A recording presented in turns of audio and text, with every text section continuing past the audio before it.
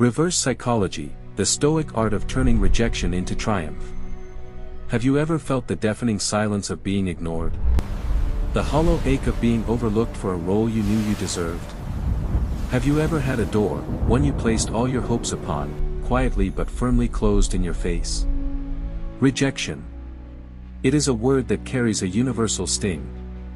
It is the chilling whisper of, "You are not enough," a judgment that can echo in the chambers of our minds long after the moment has passed. We are social creatures, wired for connection and acceptance. And so, when we are met with indifference or denial, it can feel like a fundamental wound, a severing of a vital bond. We shrink. We question our worth. We replay the scene, dissecting every word, every glance, searching for the flaw within ourselves that must have caused it. But what if this entire framework is wrong? What if rejection is not a verdict on our value, but an invitation? What if every "no" that stings us is not a barrier, but a redirection? What if the universe, in its infinite and often inscrutable wisdom, is not punishing you, but protecting you from a path that was not meant for you, and pointing you toward one of greater purpose? The ancient Stoic philosophers, men like the Roman Emperor Marcus Aurelius, the statesman Seneca, and the freed slave Epictetus, grappled with the deepest pains of human existence. They faced exile, betrayal, political turmoil, and the constant threat of death. Yet, from the heart of this adversity, they forged a philosophy of unbreakable resilience. They taught that the external world is ultimately beyond our control. People will act as they will. Fortune will ebb and flow. The only domain where we have absolute sovereignty is our own mind. Our judgments, our responses, our character. Today, we will delve deep into this ancient wisdom. We are going to explore a profound form of reverse psychology. Not the cheap tricks of manipulation you might read about online, designed to make someone miss you. No, this is a far more noble and powerful art. This is the reverse psychology you perform on yourself. It is the alchemy of the soul, the practice of taking the leaden weight of rejection and transmuting it into the gold of inner strength, wisdom, and purpose. In this journey, we will unpack 13 powerful lessons, a complete toolkit for transforming your relationship with rejection. These are not platitudes. They are practical, actionable strategies rooted in the bedrock of Stoic thought, designed to help you build a fortress of self-worth so formidable that the arrows of external validation simply shatter against its walls. So, if you are feeling overlooked, ignored, or undervalued, I invite you to stay. This is not a video for the faint of heart, nor is it a quick fix. It is a deep, immersive exploration into the heart of what it means to be truly free. Prepare to flip the script on rejection, to turn your deepest wounds into your greatest strengths. Your transformation begins now. Lesson 1, The Alchemy of Indifference, Ignore Them Back. Let us begin with the most immediate and often most challenging scenario, the sting of being actively ignored. Someone you value, a colleague, a friend, perhaps even a potential partner, has rendered you invisible. They have placed you in a social void, and your every instinct screams for you to bridge that gap. To text again. To ask what's wrong. To try harder. The Stoic response is a radical act of self-preservation. You must meet their indifference with your own. You must, in essence, ignore them back. This is not a petty game of tit for tat. It is not about punishing them or seeking revenge. To do so would be to remain emotionally entangled, to allow their actions to continue dictating your inner state. Rather, this is a profound declaration of your own sovereignty. It is the conscious withdrawal of your most precious resource, your attention. The philosopher Epictetus taught that we must distinguish between what is in our control and what is not. Another person's attention, their approval, their decision to engage with you, these are all firmly in the category of things not in your control. To desperately seek them is to chain your happiness to the whims of another. It is, in his words, to become a slave. When you choose to ignore them back, you are breaking that chain. You are making a powerful statement, primarily to yourself: my peace of mind is not contingent on your acknowledgement. My worth is not determined by your attention. I am the master of my own inner world. Consider your mind as a kingdom and your attention as its most valuable currency. Every moment you spend ruminating on why they are ignoring you, you are funding an insurgency against your own peace. You are paying them from your own treasury of tranquility. To ignore them back is to cut off that funding. It is to defund the war in your own head. How do we practice this without succumbing to bitterness? The key is redirection. You do not simply sit and fester in a state of mutual silence. Instead, you actively and joyfully reinvest that reclaimed energy into your own domain. You pour it into your work, honing your craft until your excellence becomes undeniable. You pour it into your physical well-being, building a body that feels strong and capable. You pour it into learning a new skill, expanding your mind and your capabilities. You pour it into the relationships that do nourish you, with the people who give their attention freely and joyfully. Imagine their indifference as a mirror. If you stand before it contorting yourself, pleading for a different reflection, you will only exhaust yourself. But if you walk away from the mirror and tend to your own garden, you will soon be surrounded by so much life and beauty that the reflection in that distant, unattended mirror becomes utterly irrelevant. This is not a passive act, it is an active one. It requires the discipline to resist the urge to check their social media, to ask mutual friends about them, to send that one last message. Each time you resist that urge, you are casting a vote for your own freedom. You are strengthening the muscle of self-respect. In the beginning, it may feel like a void. But with time and consistent practice, that void will transform. It will become a space of quiet, a sanctuary where you are free from the exhausting drama of seeking validation. You will discover that your life, when focused on your own growth and happiness, is more than enough. It is a rich, fulfilling, and complete world, with or without their participation. This is the first and most foundational step in the Stoic art of handling rejection. You reclaim your power by reclaiming your focus. Lesson 2, the fortress of composure. Do not react emotionally. Rejection strikes like a sudden storm. The winds of shock howl, the rains of sadness fall, and the lightning of anger flashes across our inner sky. In that moment of turbulence, our first instinct is to react. To lash out, to crumble, to plead. To let the storm of emotion consume us and dictate our next move. Stoicism, however, offers us a shelter in the heart of that storm. It teaches us the profound strength of not reacting emotionally. This is perhaps the most misunderstood principle of Stoic philosophy. It is not about suppression. It is not about becoming a cold, unfeeling robot. It is about achieving what the Greeks called apatheia, a state of tranquility and equanimity, a freedom from the tyranny of irrational and overwhelming emotions. When faced with rejection, the untrained mind becomes a slave to its immediate feelings. The pain of the no is immediately interpreted as a catastrophic personal failure. But the Stoic trains their mind to pause. In that sacred pause between the event and the response, wisdom is born. Marcus Aurelius, in his Meditations, repeatedly coached himself on this practice.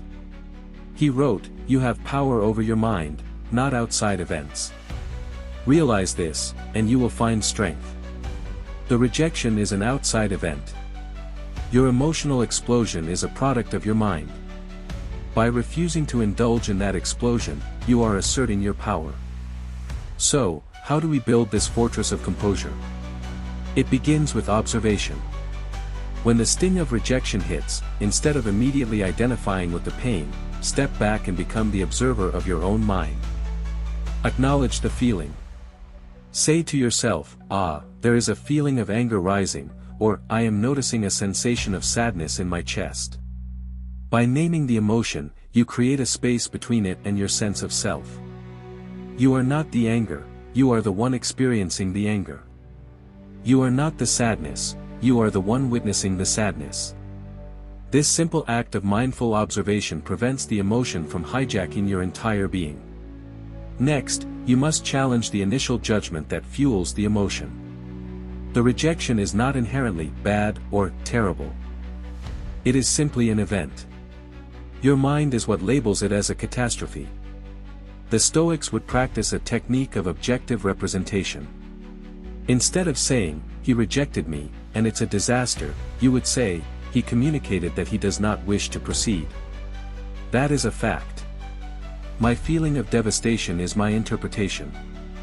This might sound like a cold, clinical exercise, but its effect is profoundly liberating. It strips the event of its emotional charge, allowing you to see it for what it is, information. And with that information, you can now choose a rational, constructive response instead of a chaotic, emotional reaction. Let's make this practical. The next time you face a rejection, big or small, commit to this 3-step process. Breathe. Before you say or do anything, take 3 slow, deep breaths.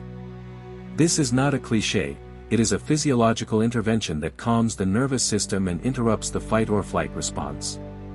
Observe and name, silently identify the primary emotion you are feeling. This is disappointment. This is frustration. Question the judgment, ask yourself, is this situation truly a threat to my well-being, or is it just a blow to my ego? Is this an unbearable tragedy, or simply an unwelcome outcome?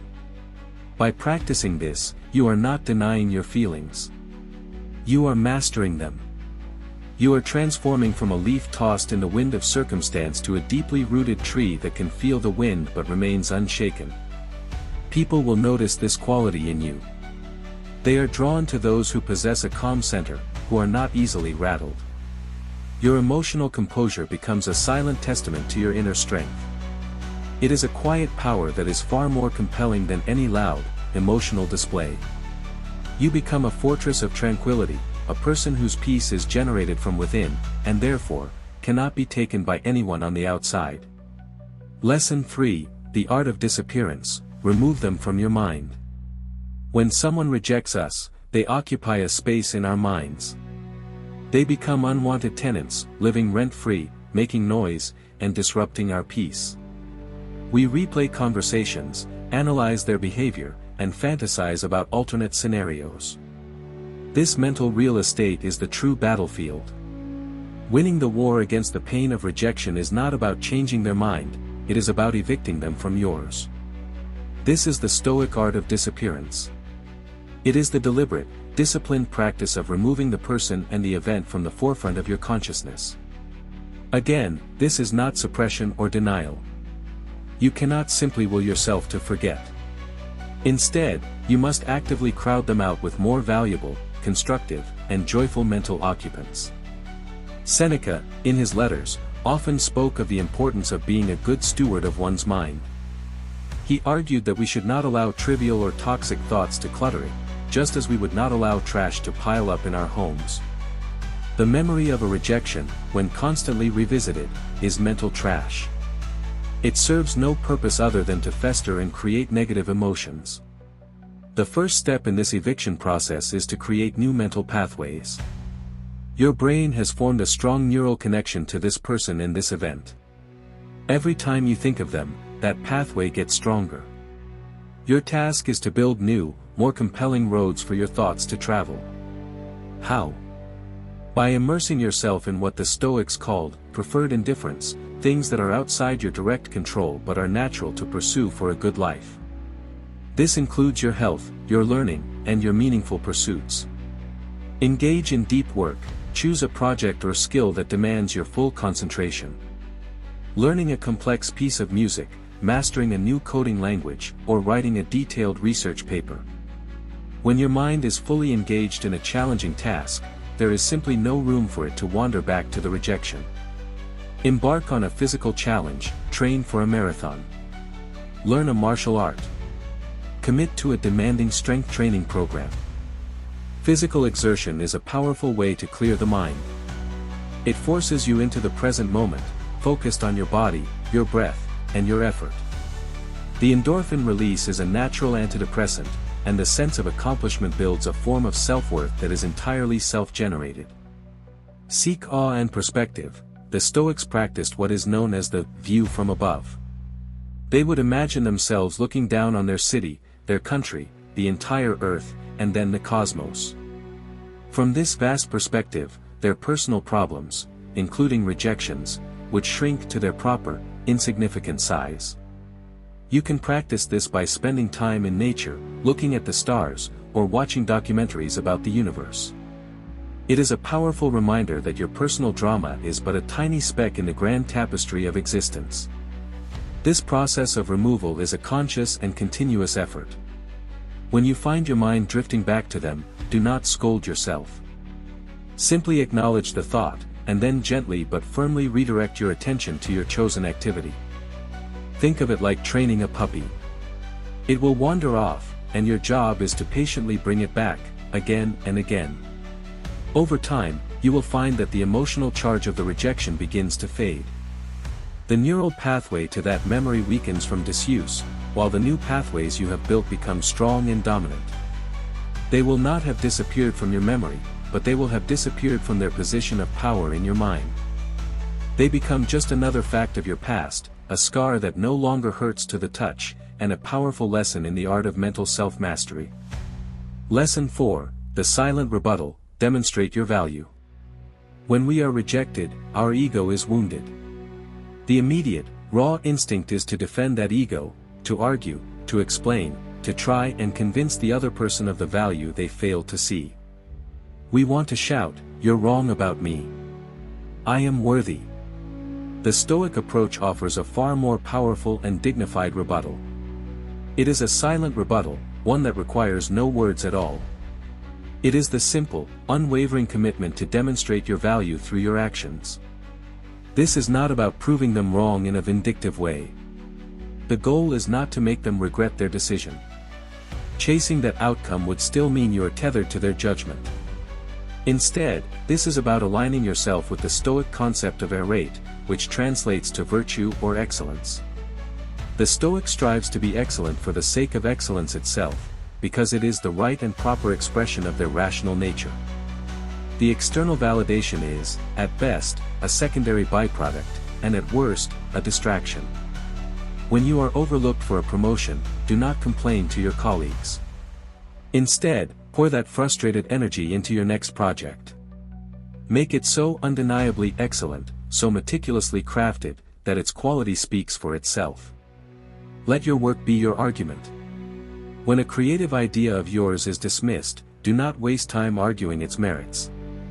Go and build a prototype. Write the first chapter. Create a stunning portfolio. Let the tangible result be your proof of concept. As the saying goes, the work will stand on its own. Consider the story of a craftsman. Imagine a potter whose work is initially rejected by the market. He could despair, or he could change his style to chase trends. But the Stoic potter does neither. He returns to his wheel. He spends the next year not in marketing, but in mastery. He perfects the consistency of his clay. He experiments with glazes. He hones the shape of his vessels until they feel like a perfect extension of his own hands. He does this not for the market, but for the love of the craft, for the pursuit of errate. Eventually, someone with a discerning eye discovers his work. They see not a product, but a manifestation of dedication and skill. His value is no longer a matter of opinion, it is an objective fact, embedded in the very fabric of his creations. This is the path you must walk. Rejection is a signal. It can signal a misalignment, a lack of skill, or simply another's poor judgment. Whatever the cause, your response is the same, a renewed commitment to self-improvement. Use the rejection as a diagnostic tool. Be brutally honest with yourself. Where can you be better? What skills do you need to sharpen? What aspect of your character requires more discipline? Then, do the work. Do it quietly. Do it consistently. Let your growth be your answer. Your enhanced competence, your strengthened resilience, your quiet confidence, these become your silent rebuttal. You will find that you become so engrossed in your own journey of improvement that you forget you were ever trying to prove anything to anyone. And a funny thing happens when you reach this state. The very people who rejected you may start to notice. They will see the value you have built, the excellence you now embody. But by then, their opinion will have lost its power over you. Your sense of worth will be coming from the solid foundation of your own demonstrated competence, not from the shifting sands of their approval. You will have proven them wrong, but more importantly, you will have proven to yourself what you are truly capable of. Lesson 5, the dignity of distance, cut off contact. There are times when indifference or rejection is not a one-time event, but a persistent pattern. In these situations, the most dignified and self-respecting course of action is to create distance. This is the strategy of cutting off contact. This is not the same as the strategic silence we discussed in Lesson 1, which is a temporary withdrawal of attention to regain focus. Cutting off contact is a more definitive boundary, a conscious decision to remove a draining or toxic influence from your life to protect your own tranquility and energy. It is the emotional equivalent of pruning a dying branch from a tree so the rest of the plant can flourish. Seneca advised his friend Lucilius to avoid the crowd, stating that, "No man has ever been able to mingle with the crowd without some harm to his character." While he was speaking of the dangers of mob mentality, the principle applies directly to our personal relationships. Consistently exposing yourself to someone who ignores, belittles, or drains you is harmful to your character. It erodes your self-esteem and depletes your mental and emotional resources. Making the decision to cut off contact is an act of profound self-care. It is acknowledging that you cannot force someone to value you, and that continuing to try is a form of self-harm. It is a declaration that says, "I value my own peace more than I value your presence in my life." This can be incredibly difficult, especially if the person is someone you once cared for deeply. The temptation to keep the door ajar, to hope for a change, is strong. But the Stoic understands that true strength lies in accepting reality as it is, not as we wish it to be. If someone consistently shows you that they do not respect or value you, you must have the courage to believe them. The practical application of this lesson requires resolve. Make a clean break. This means no more texts, no calls, no checking their social media. Unfollow or block them if necessary. This isn't an act of aggression, it's an act of closing a door so you can stop staring at it and start exploring the other rooms in your house. Do not announce your departure.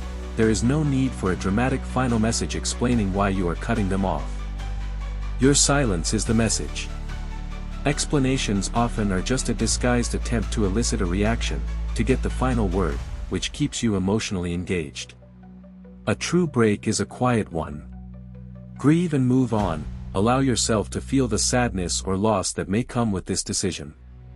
It is a form of grieving for the relationship you hoped for. Acknowledge the feeling, but do not dwell in it.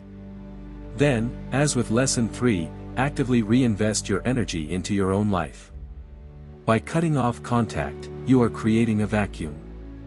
And you must consciously choose to fill that vacuum with positive, life-affirming activities and people. Spend time with those who uplift you. Dedicate yourself to a meaningful project. Reconnect with yourself. This strategy is not about burning bridges impulsively. It is a last resort for situations where your well-being is consistently compromised. It is a quiet, powerful act of choosing yourself. It is the ultimate expression of the Stoic principle that while you cannot control the actions of others, you have absolute control over who you allow to have access to your life and your mind. This is not defeat, it is the strategic retreat of a wise general who knows which battles are not worth fighting, preserving their army, their inner peace, for the campaigns that truly matter. Lesson 6, the inner scorecard, prove them wrong, to yourself. The desire to prove our doubters wrong is a powerful motivator. It can fuel late nights at the office, extra hours in the gym, and the relentless pursuit of a difficult skill. But there is a subtle trap hidden within this desire. If our efforts are primarily for an external audience, we are still living by their scorecard. We are still allowing the person who rejected us to be the judge in the courtroom of our life. The Stoic flips this dynamic on its head. The goal is not to prove them wrong, but to prove to yourself what you are capable of. The audience is not the skeptic who dismissed you, the audience is the person you see in the mirror every morning. The only scorecard that matters is your own. This is a fundamental shift from an external locus of control to an internal one. You are no longer performing for applause or vindication. You are engaging in a sacred process of self-discovery and self-overcoming.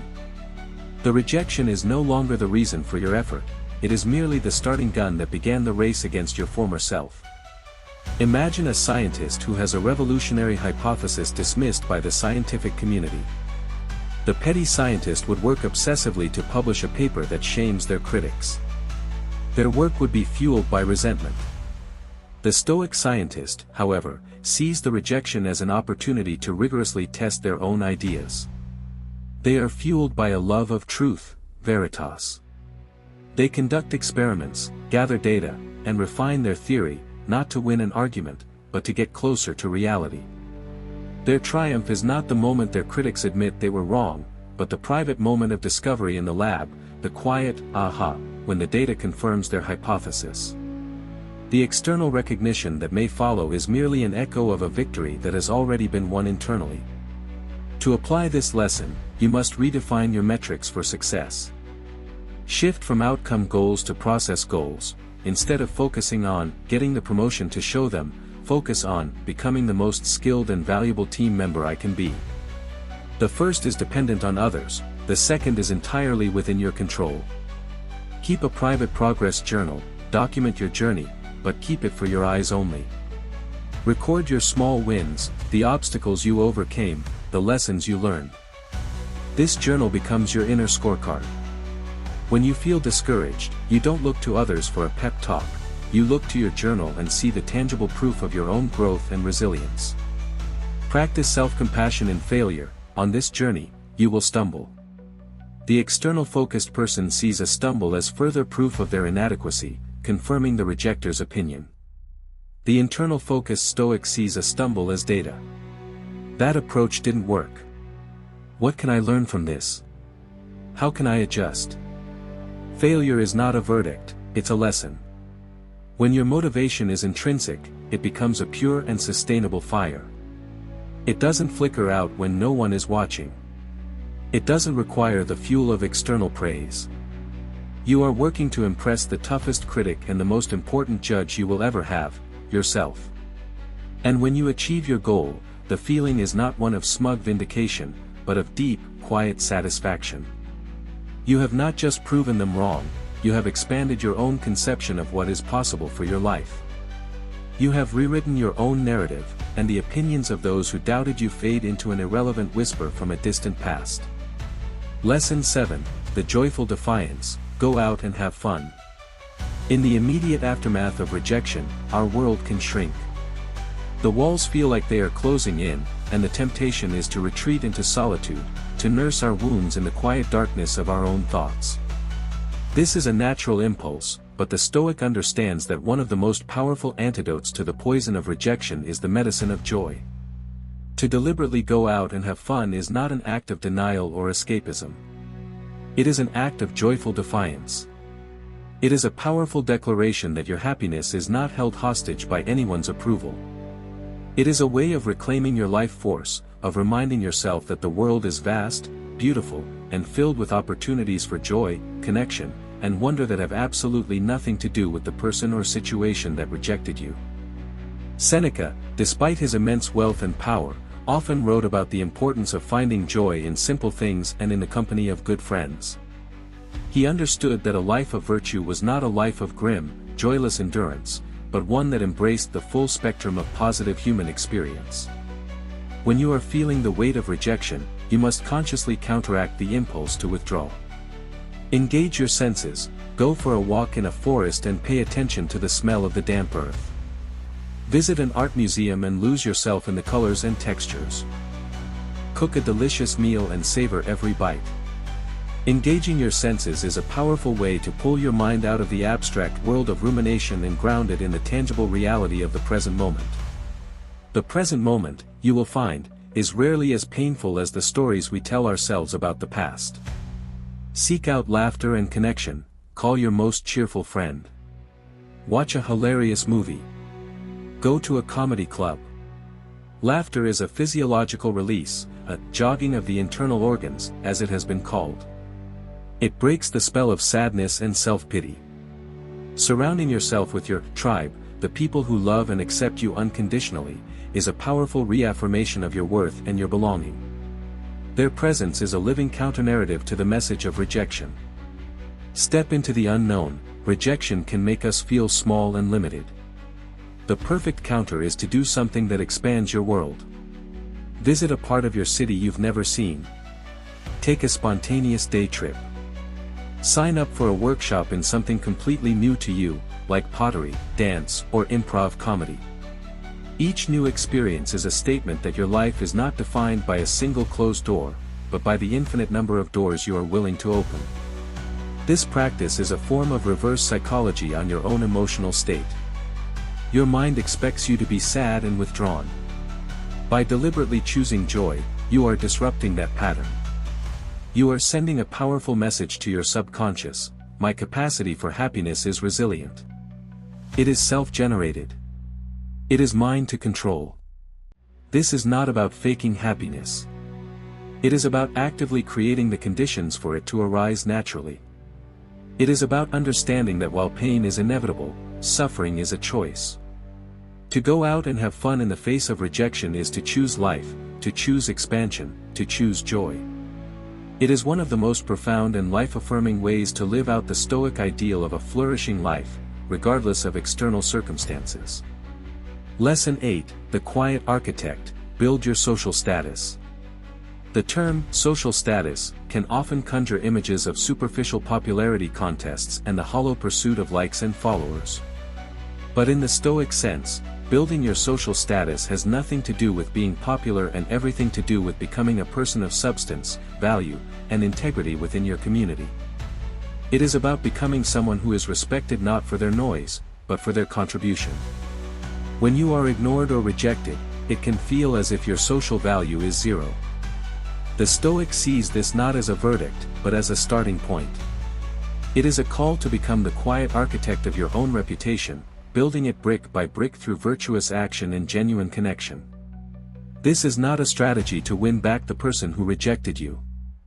That would be to miss the point entirely. This is a strategy to build a life so rich and meaningful that any single rejection becomes an insignificant footnote. The foundation of this architecture is self-improvement. As we've discussed, you must focus on your own growth. Achieve competence, become exceptionally good at what you do. Whether you are a writer, a programmer, an artist, or a plumber, dedicate yourself to mastery. Competence is a form of social currency that is universally respected. People are naturally drawn to those who are skilled and knowledgeable.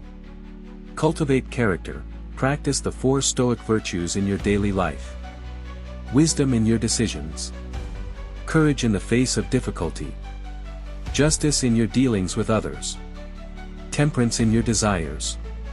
A person of strong character radiates a quiet authority that is far more compelling than superficial charm. Once you are working on your foundation, you can begin to build outwards through genuine contribution. Be of service, volunteer for a cause you believe in.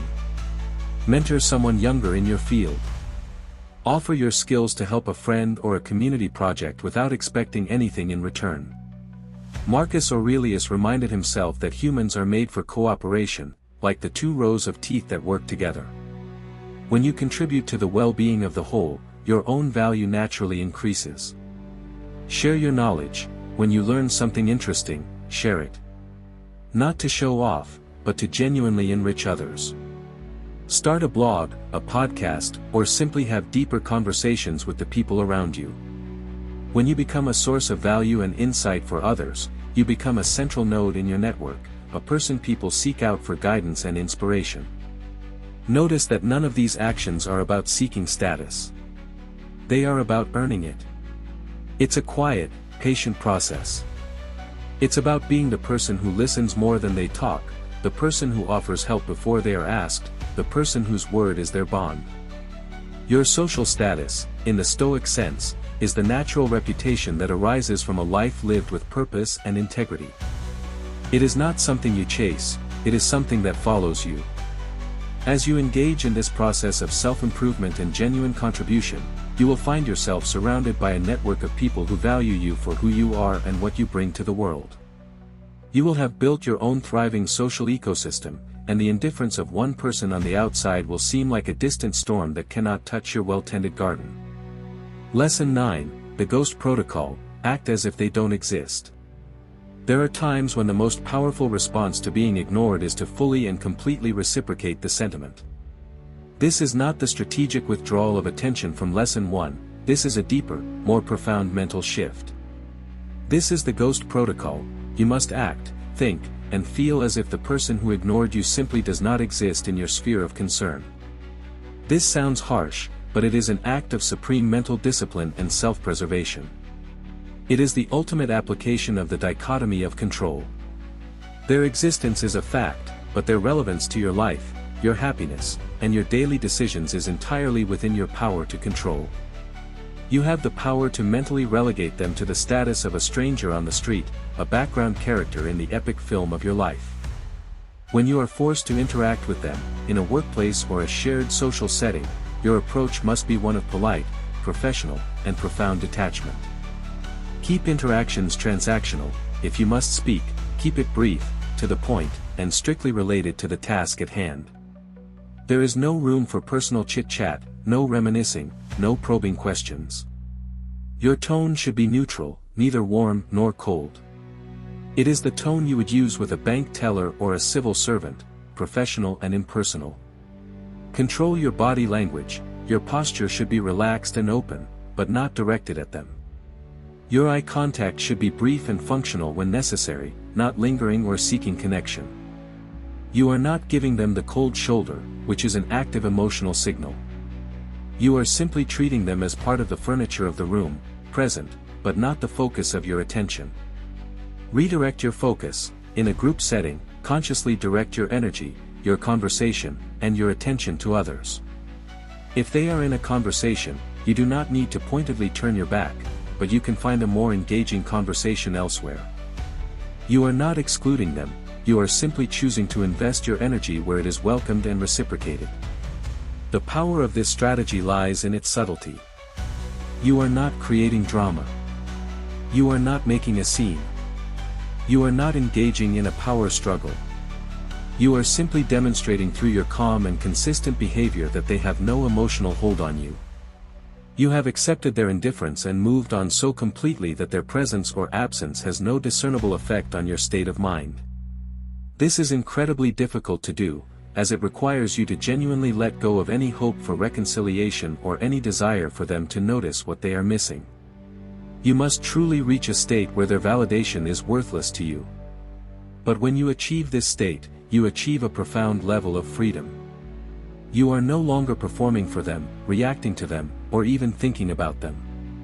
You have successfully ghosted them from your emotional life. You have taken back 100% of the mental and emotional energy they were consuming and can now reinvest it into your own growth, your own joy, and the people who do see and value you. It is a quiet, bloodless victory won entirely on the battlefield of your own mind. Lesson 10, the sacred pause, give them the silent treatment. Silence is one of the most misunderstood and misused tools in human interaction. It can be a weapon of passive aggression, a cold punishment designed to inflict pain. But in the hands of a Stoic, silence is something else entirely. It is a sacred pause.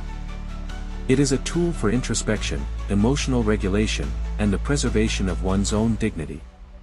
When you are rejected or ignored and you choose to respond with silence, the so-called silent treatment, your intention must be pure.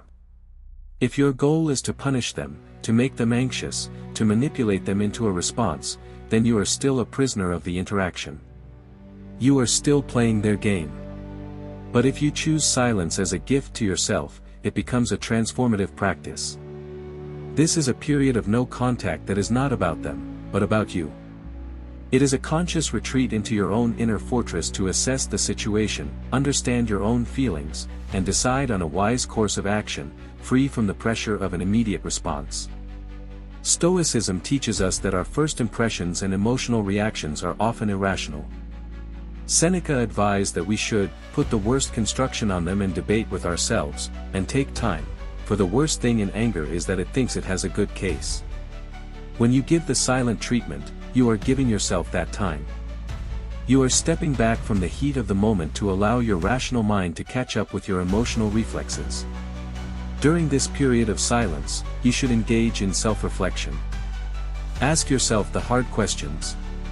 Why did this rejection hurt so much? What insecurity or attachment did it trigger in me? Is my pain coming from their action, or from my own pre-existing fear of not being good enough? What is the wise and virtuous response here? Does this situation require a conversation, or does it require my complete withdrawal? What action aligns with the person I want to be? What can I learn from this? Does this rejection reveal something about the kind of people I am drawn to? Does it reveal a weakness in my own approach that I need to work on? This kind of silence is constructive, not destructive. It is a strategic pause, not a petty pout. You are not ignoring them to get an effect, you are turning your attention inward to achieve clarity. From this place of clarity, you can then make a decision. Perhaps you decide that the relationship is worth fighting for, and you will re-engage with a calm, well-reasoned conversation. Or perhaps, as we discussed in Lesson 5, you decide the wisest course of action is to cut contact permanently. Or maybe you realize the entire affair was a minor slight, a product of your own ego, and you can let it go completely without another thought. Whatever the outcome, the decision will be yours. It will be a choice made from a place of calm wisdom, not from a place of reactive emotion.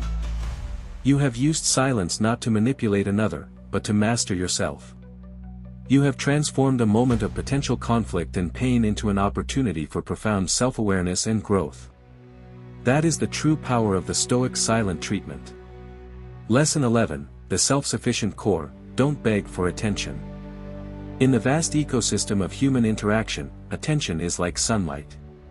We naturally turn towards it, and we feel ourselves wither in its absence.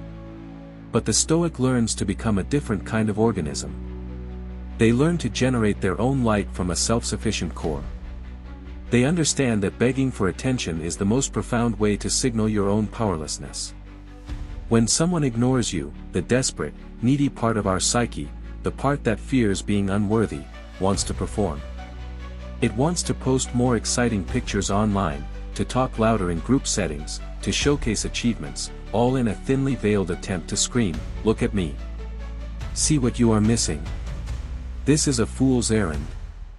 It reinforces the very frame you are trying to escape, the frame in which they are the judge, and you are the one auditioning for their approval. Every act of begging, no matter how subtle, hands them more power. It confirms their initial assessment that you are not their equal. The Stoic path is one of radical self-sufficiency. Your worth is not a proposal to be debated, it is an axiom to be lived. You do not need to prove it, demonstrate it, or advertise it. You simply need to inhabit it. This requires a deep and abiding focus on your own life, your own pursuits, your own values. Cultivate your passions, what sets your soul on fire, independent of any audience. Is it music, art, hiking, coding, gardening? Immerse yourself in these activities for the sheer joy of the process. Become so engrossed in the act of creating, doing, and being, that the question of who is watching becomes irrelevant.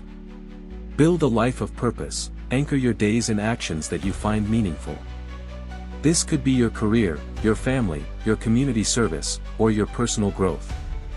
When your life is structured around a purpose that is larger than the approval of any single person, their attention or lack thereof becomes a minor detail. Connect with your principles, know what you stand for. The Stoic virtues of wisdom, justice, courage, and temperance are your internal compass. When you act from this compass, you are guided by your own North Star. The validation you need comes from the alignment of your actions with your principles, not from the applause of the crowd. When you live this way, your confidence becomes a natural byproduct, not a performance.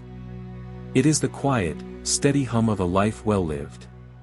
You are not trying to be interesting, you are interesting because you are engaged with the world in a meaningful way. You are not trying to be attractive, you are attractive because you radiate a sense of purpose and self-possession. The need for attention is a thirst. Begging is trying to sip from another person's cup. The Stoic approach is to dig your own well. It is harder work, it takes longer, but it provides a source of nourishment that is yours alone, one that can never be taken away by the indifference or rejection of others. You become a source, not a seeker, and that is the ultimate freedom. Lesson 12, the graceful boundary: be kind, but emotionally distant. Kindness is not a weakness. In Stoic philosophy, it is a strength, an expression of our shared humanity and our duty to treat others with justice and respect. However, kindness should not be confused with emotional vulnerability. It is entirely possible, and often necessary, to be kind to someone while maintaining a firm emotional boundary. This is the art of graceful, emotional distance. When faced with someone who has rejected or ignored you, the path of wisdom is not to meet their coldness with your own, nor is it to offer up your heart in the hopes they will finally treat it gently. The path is to offer them the basic kindness and decency owed to any fellow human being, while fiercely protecting your own inner peace. This means you can smile and say hello when you pass them in the hallway. You can wish them well on a project. You can be a polite and cooperative colleague. These are acts of civility. They are a reflection of your character, not a reaction to theirs. You are choosing to act with grace because that is who you are, regardless of their behavior. However, this kindness is protected by an emotional shield. No expectations, your kindness is a gift, given freely. You do not expect anything in return, not a change of heart, not an apology, not even a thank you. By detaching your action from a desired outcome, you make yourself immune to disappointment. No personal disclosure, you do not share your struggles, your triumphs, or your inner world with them. Your conversations remain on the surface level of polite social interaction. Your emotional life is a private garden, and you do not give a key to someone who has proven they will not tend it with care. No investment of emotional energy, you do not ruminate on your interactions with them. After a polite exchange, you let it go. You do not spend time analyzing their tone or searching for hidden meanings. You have treated them with decency, and your duty is done. Your emotional energy is then redirected to things and people that matter. This balance can be difficult to strike. It requires the emotional intelligence to be warm in your demeanor but cool in your attachment. Think of it like being a professional diplomat. A diplomat can be gracious, charming, and cooperative with the representative of another nation, all while maintaining a clear understanding of their own nation's interests and boundaries. By practicing kind but distant engagement, you accomplish several things. You maintain your integrity by refusing to sink to a level of pettiness or bitterness. You avoid creating unnecessary conflict or drama. And most importantly, you demonstrate to yourself and to the world that your inner state is not for sale. It cannot be bought with approval, and it cannot be shaken by disapproval. You are courteous to all, but intimate with a chosen few. This selective, mindful engagement is a hallmark of a wise and well-protected soul. Lesson 13, the unseen victory: don't reveal your struggle. The final and perhaps most subtle lesson in the Stoic art of handling rejection is the mastery of your outer self. When someone has ignored or rejected you, there is a part of us that wants them to see our pain. We want them to know they have affected us. This desire, however, is a form of weakness. It is a plea for pity, which is just another form of seeking attention. The ultimate Stoic response is to not reveal your struggle. This is the unseen victory. It is not about pretending you are not hurt, the hurt is real, and you must acknowledge it to yourself in your private moments of reflection. But it is about refusing to perform that hurt for an external audience, especially for the one who caused it. Your composure is your shield and your sword. When you carry on with your life, your work, and your passions with the same vigor, determination, and cheerfulness as before, you are sending the most powerful message possible: you do not have the power to disrupt my life. My equilibrium is generated internally, and your actions are irrelevant to it. This requires a level of self-control that is nothing short of heroic.